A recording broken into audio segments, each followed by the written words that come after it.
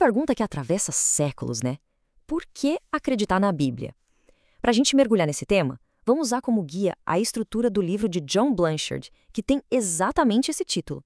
Ele constrói um argumento bem interessante, e o curioso é que ele não começa com teologia, mas com uma história de vida ou morte. O livro nos transporta lá para uma manhã fria de outubro, em 1536. Blanchard escolhe começar por aqui, com uma cena bem dramática para levantar uma questão poderosa. O que levaria alguém a morrer por um livro e outros a matar para tentar silenciá-lo? A gente acompanha a história de um homem em fuga. Por anos, ele cruzou a Europa, sempre se escondendo, sempre um passo à frente de agentes do governo que o caçavam. Mas o cerco estava se fechando. E aí veio a captura. E como aconteceu? Do jeito mais doloroso, pela traição.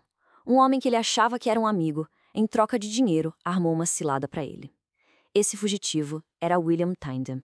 Tyndale ficou 18 meses preso numa cela escura, imunda, horrível. O julgamento, segundo o livro, foi só para cumprir tabela. A sentença, na verdade, já estava escrita há muito tempo. E qual era o crime de Tyndale, afinal? A acusação oficial era de heresia. Mas o livro argumenta que o verdadeiro crime, o motivo de toda a perseguição e da execução, foi traduzir a Bíblia do hebraico e do grego para o inglês, a língua do povo. E é aqui que a gente chega na questão central do livro de Blanchard. O que tem nesse texto que faz uma pessoa como Tyndale estar disposta a morrer por ele, enquanto outras estavam dispostas a matar para que ele não fosse lido? É isso que a gente vai tentar entender agora. Para a gente entender toda essa controvérsia, Blanchard primeiro nos convida a entender o livro em si.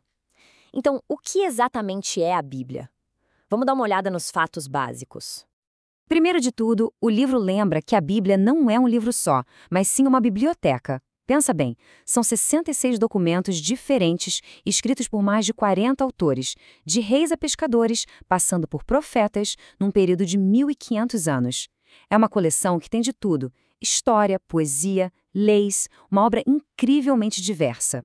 Com essa base estabelecida, o livro parte para enfrentar de frente as críticas mais comuns, começando pela pergunta sobre a confiabilidade do texto que a gente tem hoje. Essa é a primeira grande questão. Os escritos originais, os autógrafos, se perderam há muito tempo. Então, como a gente pode ter certeza de que as Bíblias que temos hoje são fiéis ao que foi escrito lá no início? O primeiro argumento do livro é a pura evidência dos manuscritos. Dá uma olhada nesse gráfico. O Novo Testamento tem o suporte de mais de 20.000 cópias antigas. Para os historiadores, quanto mais cópias, mais fácil é comparar e reconstruir o texto original com segurança. Agora, olha a comparação. A Ilíada de Homero tem umas 640 cópias e as Guerras Gálicas de César só 10. A quantidade de material que a gente tem para o Novo Testamento é, textualmente falando, sem paralelo. O segundo ponto é o intervalo de tempo. Para a Bíblia, a gente tem cópias que datam de cerca de 100 anos depois dos originais. Para outras obras clássicas, essa janela de tempo pode chegar a 1.000 anos. E claro, quanto menor o tempo, menor a chance de erros irem se acumulando de cópia em cópia. O livro resume bem esse ponto com a citação de Sir Frederick Kenyon, que foi diretor do Museu Britânico.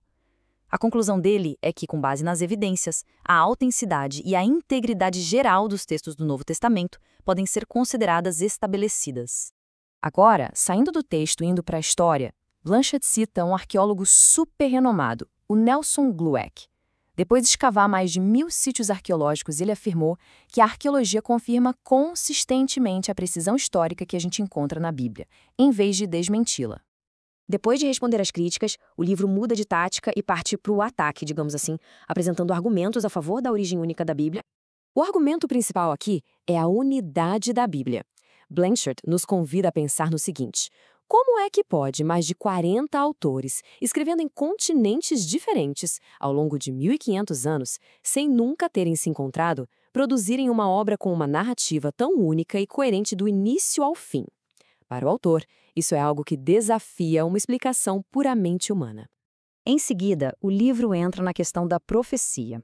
Ele cita um estudo do matemático Peter Stoner, que calculou a probabilidade de um punhado de profecias bem específicas sobre o Messias se cumprirem numa única pessoa por puro acaso. O resultado é esse número, com dezenas e dezenas de zeros. É uma chance tão, mas tão pequena que o argumento do livro é bem simples. Acaso não parece ser uma explicação estatisticamente razoável. Certo, Mas para que toda essa evidência? Segundo o livro, tudo isso serve para dar credibilidade à mensagem central da Bíblia. E que mensagem é essa, afinal? A mensagem começa com a natureza de Deus. A Bíblia o descreve como um ser único e pessoal, não uma força qualquer. Eterno, ou seja, sem começo nem fim, perfeitamente santo e, na sua essência, amor. Em seguida, vem o diagnóstico do problema da humanidade. O livro chama isso de pecado, que é definido como uma rebelião contra Deus. Essa rebelião teria quebrado nosso relacionamento com Ele, corrompido a natureza humana e trazido desordem ao mundo, resultando num estado de culpa e separação. E, finalmente, a solução proposta, as chamadas Boas Novas. O livro afirma que Deus interveio na história através de Jesus e que, por meio de sua vida, morte e ressurreição, ele teria assumido a punição pelo pecado, oferecendo perdão, reconciliação e vida eterna para quem acredita. Isso tudo nos leva à conclusão da análise de Blanchard. Depois de apresentar as evidências e a mensagem, ele deixa uma última pergunta no ar. Blanchard argumenta que a Bíblia não é um livro que permite neutralidade. Ele apresenta seu caso sobre a confiabilidade dela, sobre sua unidade e sobre sua mensagem. E a pergunta final que ele deixa para nossa reflexão é: por que depois de tantos milênios, essa antiga coleção de escritos ainda parece exigir um veredito pessoal de cada pessoa que a encontra?